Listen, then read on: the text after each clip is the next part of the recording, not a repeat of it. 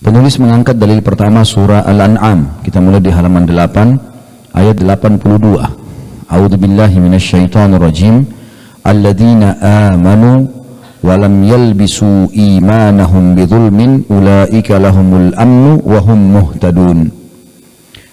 Orang-orang yang beriman dan tidak mencampur adukkan iman itu atau iman mereka dengan kezaliman atau syirik.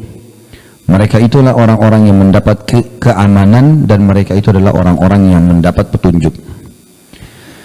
Saya akan rincikan ayat ini. Yang dimaksud dengan orang-orang beriman yang tidak mencampur adukkan iman mereka dengan syirik. Iman artinya tauhid. Mengimani Allah satu, maka dia hanya tunduk, patuh, ya, takut, cinta kepada Allah.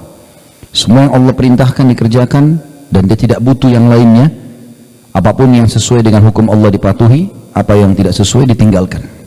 Walaupun dia harus dijauhi oleh seluruh manusia. Maka itu namanya tauhid, keimanan kepada Allah. Dan syirik adalah mempartnerkan Allah dengan makhluknya. Seperti orang-orang musyrik Mekah. Mereka menyembah Allah, yakin Abu Jahal, Abu Lahab, itu semua yakin ada Tuhan namanya Allah. Tapi mereka masih mempartnerkan Allah dengan patung. Patung itu didatangkan kemudian mereka partnerkan. Mereka juga minta sama patung, minta juga sama Allah. Maka ini syirik namanya, menyekutukan Allah. Seperti banyak di Indonesia orang mengatakan iyyaka na'budu wa iyyaka nasta'in. Hanya kepadamu kami menyembah, hanya kepadamu kami minta tolong. Tapi begitu selesai salam, dia pergi kuburan sebelah masjidnya minta-minta sama kuburannya. Mana komitmen tadi yang dia ucapkan? Di rumahnya penuh dengan buhul dan isim-isim. Bunuh dengan surat-surat, kertas, keris, benda-benda yang diberikan oleh orang-orang yang dungu dan bodoh, jauh dari agama, yang biasa di Indonesia dikatakan dengan orang pintar. Maka ini merusak dirinya sendiri, merusak tauhid, dia syirik kepada Allah. Tidak dibolehkan. Dan sudah pernah saya jelaskan, Bapak Ibu sekalian, Aisyah radhiyallahu anha, istri Nabi SAW, di kamar tidurnya lah Rasulullah SAW dikubur. Dan ini ranjang Aisyah, di sebelahnya adalah kuburan Nabi SAW.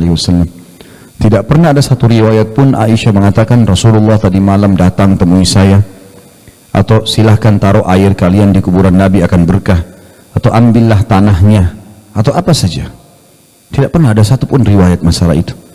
Dan kalau Rasulullah SAW saja tidak begini, dan tidak pernah ada satu pun riwayat sahabat datang mengusap-ngusap batu nisannya Nabi misalnya, atau meminta-minta pada Nabi di kuburan. Kalau Nabi saja nggak dikerjakan, bagaimana dengan orang lain? Bagaimana kalau hanya sekedar guru mengaji kita atau kiai? Kalau Rasulullah SAW saja tidak, bagaimana dengan yang lainnya? Ini syirik, menyekutukan Allah Subhanahu Wa Taala, tidak dibolehkan sama sekali. Ada juga fenomena syirik, mungkin akan ada babnya sendiri. Orang-orang yang kadang-kadang mempartnerkan Allah tapi dia tidak sadar. Seperti pernah kasus di Makassar waktu itu, saya diingatkan atau disampaikan oleh seorang pengusaha kayu yang sering bawa kayu-kayu dari Kalimantan. Dia bilang, Ustaz, di pelabuhan di sini di kota Makassar, sering kali kalau ada pengusaha baru mau luncurkan kapal barunya, maka dia sembelih kambing. Kambingnya bukan dibagiin ke anak yatim, makanin orang susah, bukan, disembelih dilempar di laut. Untuk apa, saya tanya? Supaya kapalnya tidak diganggu oleh penjaga laut. Ini syirik ini. Gimana caranya? Lautan, langit, air, udara, batu, segala macam ciptaannya Allah. Tidak pernah ada seperti ini. Yang menjaga lautan malaikat, yang menjaga langit malaikat, yang mengutus, yang mengerjakan semua pekerjaan ini, mengatur kadar air, kadar udara, malaikat yang diperintahkan oleh Allah Subhanahu Wa Taala. Syaitan-syaitan yang coba menyesatkan manusia dari pemahaman seperti itu. Ini bahaya sekali. Saya juga kemarin lewat di Jakarta, saya baru tahu kalau orang punya keyakinan, sebagian orang, semoga dikasih hidayah, itu setiap lewat terowongan pasti mereka bunyiin klakson.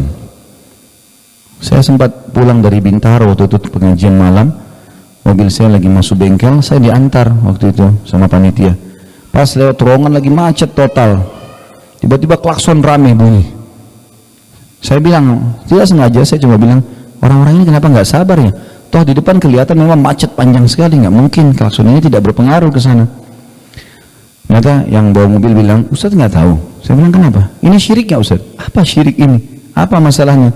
Dia bilang, orang-orang ini klakson bukan karena macet, Tapi karena berkeyakinan kalau lewat terowongan harus bunyi klakson supaya penjaga terowongan tidak ganggu mobilnya. Sedangkal itu apa keyakinannya? Ini semua syirik ini. Ya. Tidak dibolehkan sama sekali. Makanya Allah bilang orang-orang yang beriman dan tidak mencampur adukkan imannya dengan kezaliman atau syirik. Mereka itu adalah orang-orang yang mendapat keamanan. Makna keamanan Bapak Ibu sekalian, hidupnya tenang. Makin murni tauhid kita, makin kita mentauhidkan Allah, mengisahkan Allah, tunduk hanya pada hukumnya, ya, patuh pada perintahnya, maka makin tenang hidup itu. Orang makin bertauhid, hidupnya makin tenang. Karena dia tidak akan bergantung kecuali kepada Allah.